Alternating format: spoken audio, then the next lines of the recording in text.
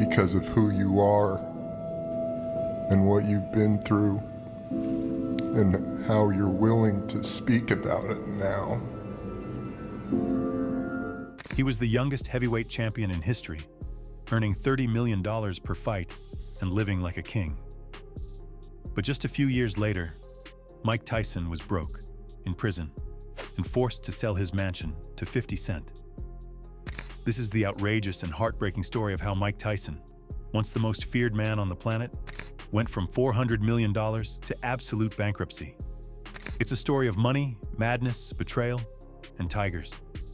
But it's also a story of redemption, because what Tyson found after losing everything might be the most valuable victory of his life. This is Golden Empire, and today we explore the rise, fall, and rebirth of Mike Tyson.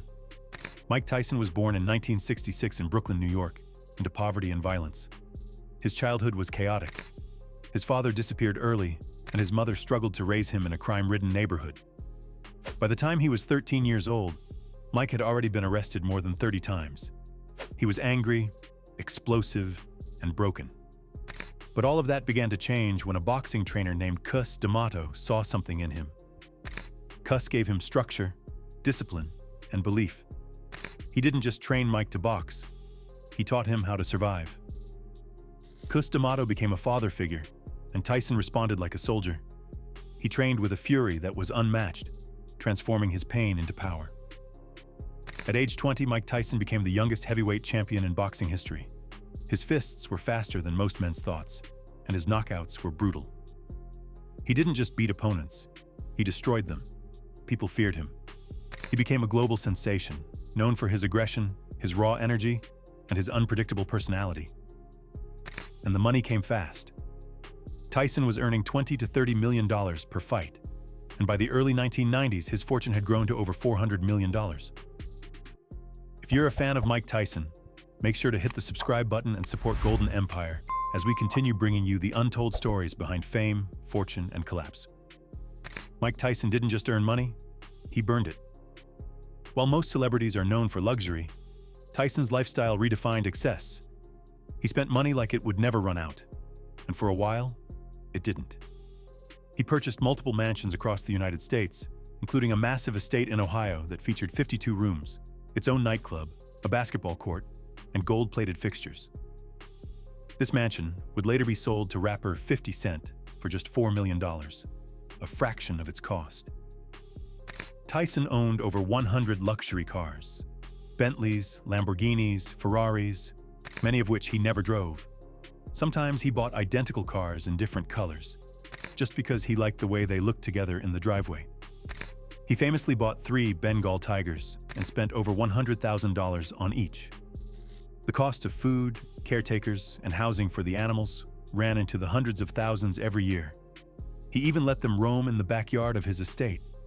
And perhaps his most ridiculous purchase, a solid gold bathtub worth over $2 million, which he gifted to his wife at the time. But that wasn't all. Tyson traveled with a full entourage at all times, including bodyguards, assistants, chauffeurs, and even someone whose only job was to carry his firearms in a briefcase. His monthly expenses often exceeded $500,000, and he gave out money like candy, to strangers, to friends, to hangers-on. At one point, he was spending over $8,000 a week just on clothing. Tyson later admitted, "I was young, rich, and stupid." But the money couldn't last forever. As Tyson's wealth grew, so did his problems. Fame gave him everything, but it also made him a target for lawsuits, manipulation, and public scrutiny. In 1992, Tyson's world fell apart when he was convicted of rape and sentenced to 6 years in prison. He served 3. The conviction devastated his reputation and took him out of the ring during his prime earning years.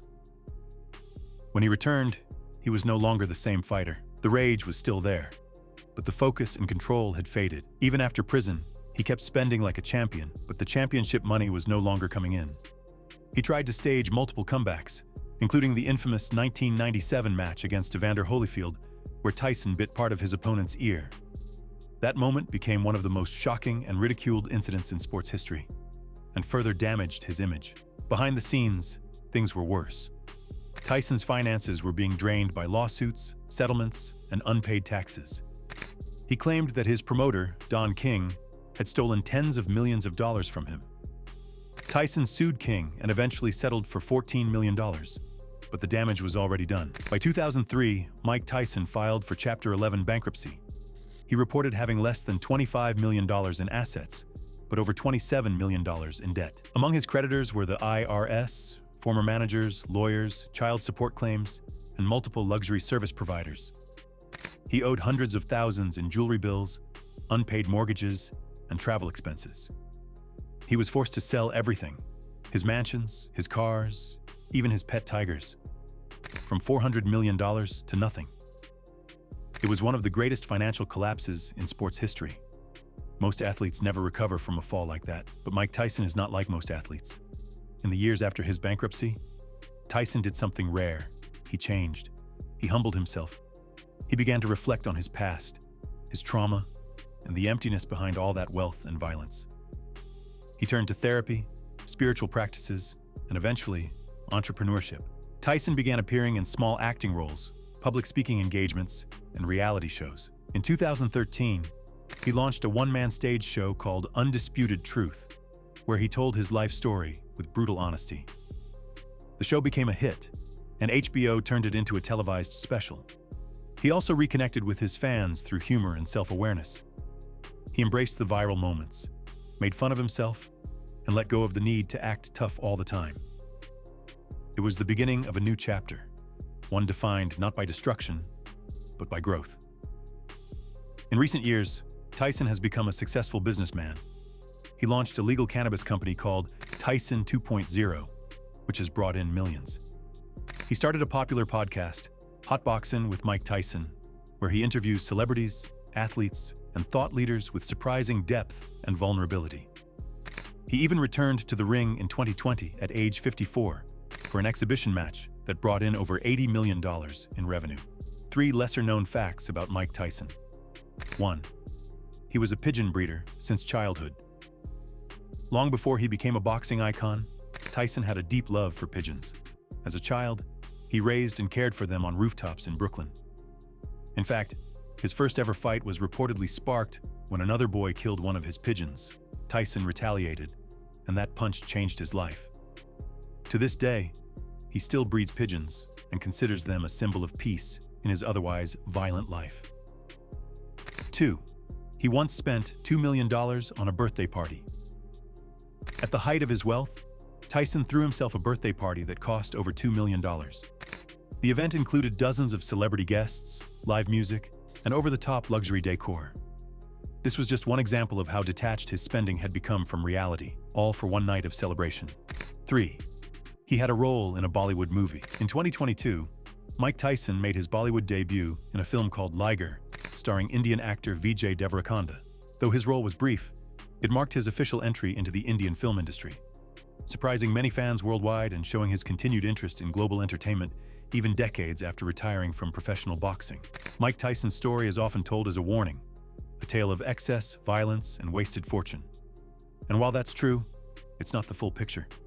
Because beneath the diamonds, the chaos, and the headlines, there was always a human being searching for peace. He was a scared kid from Brooklyn who became the most feared man in the world. He conquered boxing, earned hundreds of millions, and lost it all. But somehow, losing everything forced him to find what all the money in the world never gave him: clarity, healing, and purpose. Tyson once said, "Money doesn't change you, it just amplifies who you already are." In his case, it amplified the pain, the rage, and the confusion of a boy who was never taught how to be a man. But in his second act, Tyson has done something rare in the world of celebrity. He's grown, he's learned, he's survived. And today, he's no longer defined by the fortune he lost, but by the wisdom he gained. This has been the rise, fall, and rebirth of Mike Tyson, a man who had it all, lost it all, and came back stronger not with his fists, but with his voice. If you found this story powerful, be sure to subscribe to Golden Empire for more unbelievable stories of fame, fortune, and the human journey behind the empire. And tell us in the comments, whose rise and fall should we uncover next? Thanks for watching.